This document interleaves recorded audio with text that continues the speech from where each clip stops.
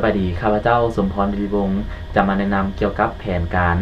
เข้ารับทุนของคณะศึกษาศาสตร์มหาวิทยาลัยแห่งชาติให้กับประธานได้รับรู้แผนการเข้ารับทุนศาสตร์ของคณะศึกษาศาสตร์มหาวิทยาลัยแห่งชาติฉบับเลขที่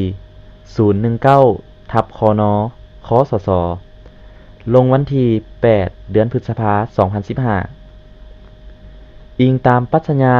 วิสัยทัศน์และภารกิจของคณะศึกษาศาสตร์มหาวิทยาลัยแห่งชาติอิงตามการตกลงเห็นดีเป็นเอกภาพเกี่ยวกับการจัดตั้งเคารพธงชาติในกองประชุมสภาบริหารของคณะศึกษาศาสตร์ในครั้งวันที่30เดือนมังกรปี2013อิงตาม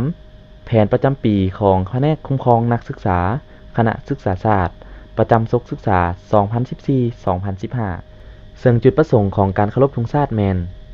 เพื่อเป็นการศึกษาแนวคิดให้นักศึกษาครูมีน้ำใจรักชาติอย่างลึกซึ้งเพื่อเป็นการเผยแพร่แผนการและการสรุปเวียกงานประจำอาทิตย์ของคณะศึกษาศาสตร์ให้กับครูอาจารย์และนักศึกษาตามข้อแข่งขันของแขนงการศึกษาธิการและกีฬาเพื่อเป็นการสร้างทัศนคติระเบียบวินัยทักษะและประสบการณ์ให้กับนักศึกษาครูได้พัฒนาตนเองจนกลายเป็นครูมืออาชีพในอนาคตคาดหมายของการเคารพธงชาติให้นักศึกษามีคุณสมบัติศีลธรรมปฏิบัติมีความเป็นระเบียบเรียบร้อยมีความรักในอาชีพครูให้สูงขึ้นให้นักศึกษามีประสบการณ์มีความสามารถคล่องแคล่วมีความเป็นครูมืออาชีพในการจัดตั้งปฏิบัติการเรียนการสอนในอนาคตให้มีคุณภาพ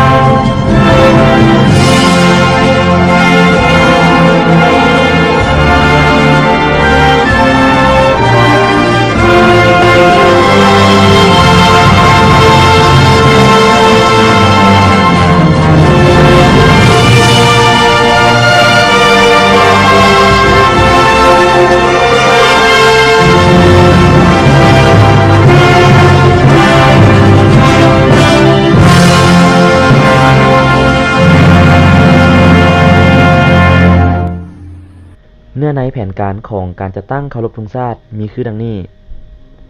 การจัดตั้งเคารพธงชาติของคณะศึกษาศาสตร์แม่นอิงใส่นักศึกษาในแต่ละภาควิชาเป็นหลักและผลัดเปลี่ยนกันเป็นสิทธิเว้นจัดตั้งการเคารพธงชาติในแต่ละอาทิตย์ซึ่งประกอบมี7ภาควิชาคือดังนี้ภาควิชาครูจิตวิทยาการศึกษาภาควิชาครูบริหารการศึกษาภาควิชาครูวิทยาศาสตร์ธรรมศาสตร์ภาควิชาครูวิทยาศาสตร์สังคมภาควิชาครูภาษาลาววรรณคดีภาควิชาครูภาษาต่างประเทศและภาควิชาครูพละศึกษาซึ่งปัจจุบันคณะศึกษาศาสตร์เหลือเพียงแต่6ภาควิชาเนื่องจากว่าภาควิชาพละศึกษาได้ถูกจัดตั้งเป็นคณะใหม่ในมหาวิทยาลัยแห่งชาติซึ่งทางมหาวิทยาลัยเราก็ความสู้สนเนาะเฮ็ดอะไรญาติแย่งการช่วยเหลือได้ขอนำรัฐบาลได้เนาะแล้วพร้อมกันจะได้ปรับปรุงโครงสร้างพื้นฐานให้มันดีขึ้นห้องทดลองคณะเราได้เริ่มแล้วที่ห้องทดลอง เนาะการมีห้องทดลองก็ดีเพราะตลอดระยะผ่านมาฮู้ว่าคณะเฮานี่อยู่ใกล้ห้องทดลองแต่บ่ได้ใช้ห้องทดลองก็มีเนาะหรือว่าบ่มีเนาะครูเคมีไปแล้วที่บ่ฮู้ทดลองแล้วบ่เป็นเลยนั่นเนาะอันนั้นพวกเราจะต้องมีก็มีนี่เนาะอันนั้นเป็นอันที่1อันที่2อยู่มหาวิทยาลัยพวกเฮานี่เนาะเดี๋ยวนี้แล้วพวกเฮาเป็นมหาวิทยาลัยสอนเนาะสอนภาษาอังกฤษว่า teaching university เนาะเน้นใช้การสอนการสร้างบุคลากรซึ่งมหาวิทยาลัยในโลกนี้เปลี่ยนไปแล้วเนาะเดี๋ยวนี้พวกเฮาความหันไปสู่การค้นคว้าเนาะคันซั่นพวกเฮานี่ต้องปลูกจิตสำนึกเรื่องการเฮ็ดการค้นคว้าไว้โลดเนาะค้นคว้าในชีวิตประจำวันที่ไปโลดแหละเนาะนักทั้งครูอาจารย์และนักศึกษาของพวกเฮาสถานที่การจะตั้งปฏิบัติเคารพธงชาติแม่นเดินเคารพธงชาติต่อหน้าสำนักคณบดีคณะศึกษาศาสตร์และเวลาจะตั้งแม่นได้เริ่มอาทิตย์ละ2ครั้งคือตอนเช้าทุกๆวันจันทร์เริ่มตั้งแต่เวลา 7:30 หา 8:00 ได้จัดตั้งการเคารพธงชาตินำเอาธงชาติขึ้นสู่ยอดเสาและทุกๆตอนบ่ายของวันศุกร์เวลา 16:00 หา 16:30 ได้จัดตั้งการเคารพธงชาตินำเอาธงชาติลงแต่ยอดเสาซึ่งภาคส่วนที่เข้าร่วมในแต่ละครั้งในตอนเช้าวันจันทร์รวมมีดังนี้ 1. คณบดีหรือห้องคณบดีผู้ชี้นำภาควิชาที่เป็นศิษย์เวรเข้าร่วมและให้คำคิดคำเห็นต่อกับพนักงานครูอาจารย์และนักศึกษาจำนวน1ท่าน 2. คณะรับผิดชอบของภาควิชาที่เป็นศิษย์เวรเข้าร่วมจำนวน4ท่าน 3. นักศึกษาภาควิชาที่เป็นศิษย์เวรเข้าร่วมทั้งหมด 4. หัวหน้าภาควิชาห้องภาควิชาหรือผู้ตั้งหน้าภาควิชาละ1ท่านเข้าร่วม 5. หัวหน้าแผนกห้องแผนกหรือผู้ตั้งหน้าแผนกละ1ท่านเข้าร่วมคณะองค์การจัดตั้งกรรมบาล 6. คณะองค์การจัดตั้งกรรมบาลเข้าร่วม1ท่าน 7. คณะองค์การจัดตั้งแม่หญิงเข้าร่วม1ท่าน 8. คณะองค์การจัดตั้งสาวหนุ่มเข้าร่วม1ท่าน 9. คณะห้องทุกๆห้องทุกๆสาขาวิชาเรียนของคณะศึกษาศาสตร์เข้าร่วมห้องละ1ท่าน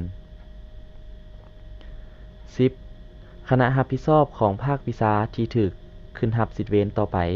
เข้าร่วมจำนวน2ท่าน